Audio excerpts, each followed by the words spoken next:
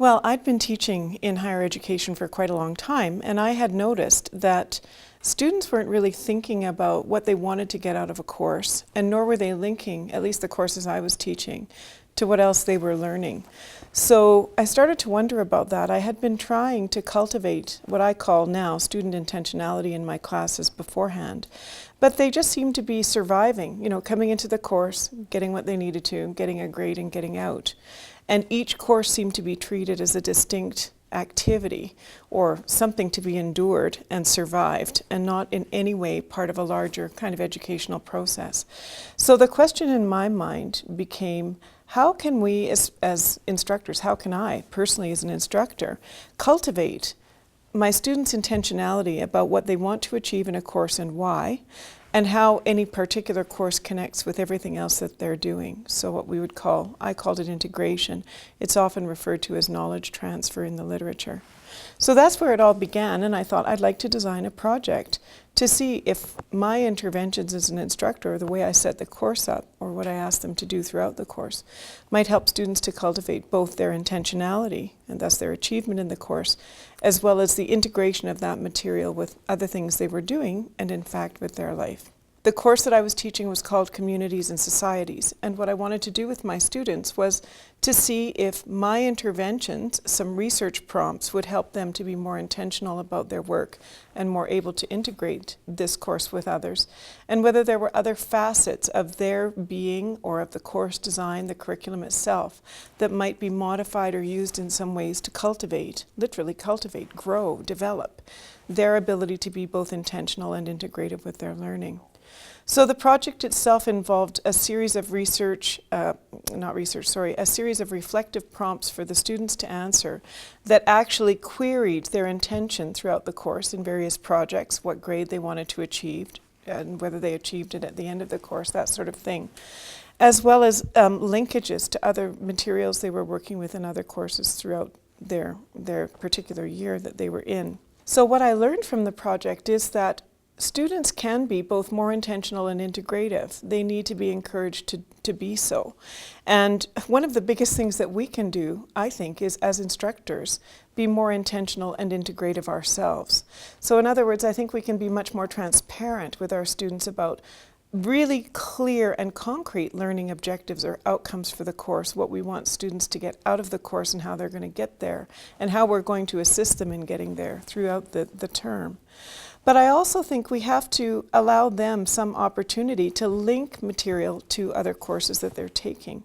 So I discovered that the research prompts I was giving the students gave them some access into that, but that actually the whole structure of that particular course, the curriculum as well, could have been more intentional and integrative. So there were, yes, the conclusions of the research were this: yes, students can be more intentional and integrative, but we as instructors need to encourage that. Therefore, we need to be more intentional and integrative.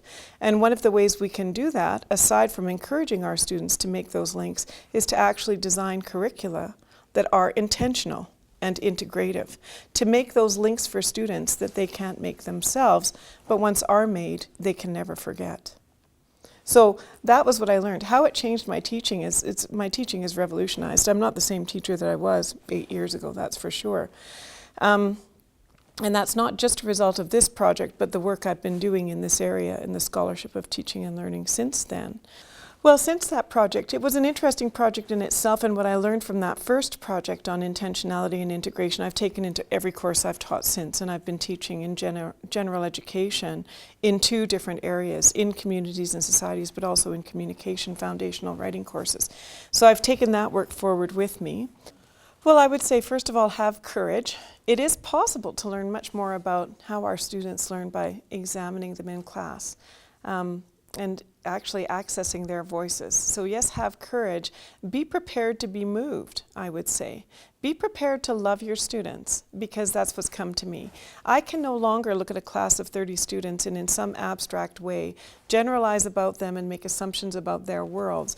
I now know that my students are as individual can be, and that many of them are struggling with a kind of personal agenda that is beyond my comprehension. They are themselves very brave for being here. Many of them are persistent and courageous beyond any expectation of what might appear on the surface.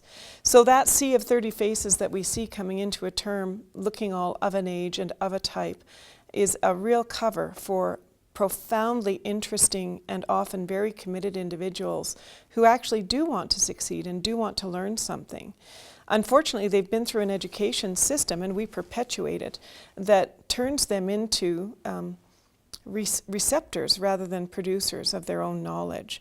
So I think the opportunity there is to flip the table and to excite in our students their own voice, their own commitment, their own interest in their own education. And then there's really no limit to what can happen. I'd also say be prepared that you will never be the same. You will not be the same teacher as you were before.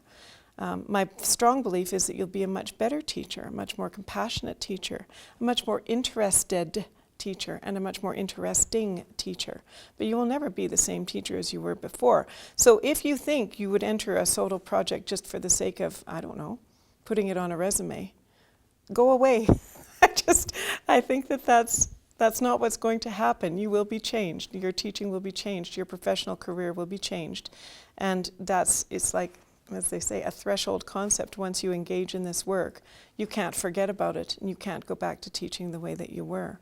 I think that's a great thing, but other people might not find that opportunity for change so interesting or welcoming.